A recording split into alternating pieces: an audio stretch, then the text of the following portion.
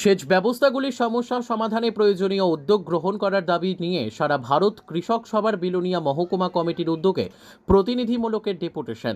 মঙ্গলবার বিকেল 4টে নাগাদ সারা ভারত কৃষক সভা দক্ষিণ জেলা কমিটির উদ্যোগে জল সম্পদ দপ্তরের আধিকারিকের নিকট ডেপুটেশন প্রদান করে। দুটি দাবিকে উল্লেখ করে লিখিত আকার স্মারকলিপি আধিকারিকের হাতে তুলে দেন প্রতিনিধি দলের পক্ষ থেকে। দাবিগুলো হলো, দক্ষিণ জেলা অচল সেচগুলি সচল করার জন্য উদ্যোগ নিতে হবে, যে সমস্ত জমিগুলি সেচের আওতায় নেই অবিলম্বে সেচের আওতায় আনতে হবে। এছাড়া আরও অন্যান্য বিষয় নিয়ে কৃষক সভার নেতৃত্বরা জল সম্পদ দপ্তরের আধিকারিকের সাথে বিস্তৃতভাবে আলোচনা করেন।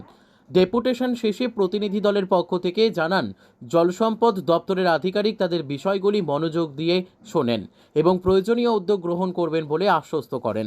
সারা ভারত কৃষক সভা দক্ষিণ ত্রিপুরা জেলা কমিটির উদ্যোগে আয়োজিত 5 জনের প্রতিনিধিমূলক ডেপুটেশনে ছিলেন সারা ভারত কৃষক সভা বিলোনিয়া মহকুমার সম্পাদক বাবুল দেবনাথ, জেলা সম্পাদক মিহির পাটারি, জেলা কমিটির সদস্য বিকাশ পাল, মানিক মহাজন, অসিত বৈদ্য।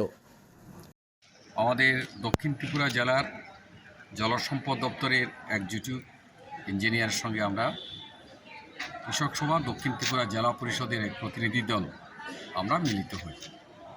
তাতে এক্সিকিউটিভ সাহেব যেমন ছিলেন, তেমনি এই জেলার আরও 4টি মহকুমার অর্থাৎ এসডিওগণও উপস্থিত ছিলেন। আমরা খোলামেলা আমাদের সঙ্গে কৃষক সভার যারা আমরা প্রতিনিধি ছিলাম, তাতে ওনারা যে প্রশাসন যে টিম ছিলেন, আমরা মত বিনিময় সেখানের মধ্যে করেছি।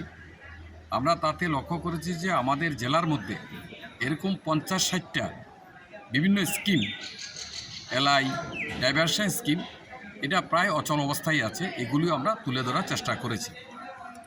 ওনারা দিক থেকে কী কাজটা করছেন তাতে আমাদেরকে জানিয়েছেন। খুব সৌহার্দ্যপূর্ণভাবে আমরা খোলামেলা সেখানের মধ্যে আলোচনা হয়েছে এবং আমাদের বক্তব্যগুলো ওনারা নোট করেছেন এবং কৃষকদের সঙ্গে কথাবার্তা বলে সেগুলি সমাধান করার জন্য উদ্যোগ গ্রহণ করবে ওনারা জানিয়েছেন।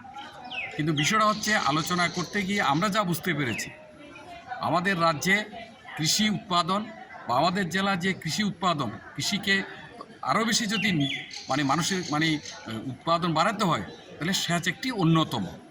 কিন্তু এই যে ত্রিস্তরীয় ব্যবস্থা যে চলছে আমাদের রাজ্যে বা আমাদের জেলায়, পঞ্চায়েত সমিতি, জেলা পরিষদ, এটার একটা গুরুত্বপূর্ণ সেখানের মধ্যে তারা থাকেন এই ধান উৎপাদন, সেচের ব্যবস্থার সম্প্রসারণ।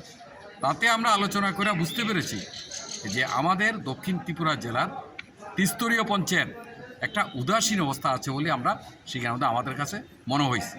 তা আমরা আমাদের বলতে চাই যে আগামী দিনে এই সেচ ব্যবস্থাকে আরও বাড়ানো, দ্বিতীয় কথা হলো নতুন সেচ সম্প্রসারণ করা, তৃতীয় হলো যে সমস্ত জমিগুলো এখন সেচের আওতার বাইরে আছে তাকে সেচের আওতায় নিয়ে আসার জন্য আমাদের পক্ষ থেকে আমরা তথ্যমূলক পয়েন্টটা কোন এলাই, কোন ডাইভারশন স্কিম, কোথায় কি সমস্যা, আমরা সেখানের মধ্যে তথ্য দিয়ে মাননীয় আমাদের এক্সিকিউটিভ ইঞ্জিনিয়ার এসডিও সাহেবগণকে আমরা সেখানের মধ্যে দিয়েছি।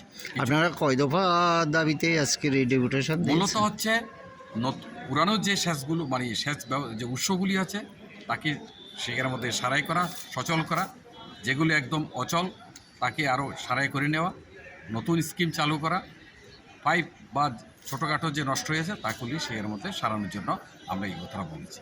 আমাদের দক্ষিণ ত্রিপুরা জেলা কমিটির Mihir Patari. Bureau report, news daily Bharat.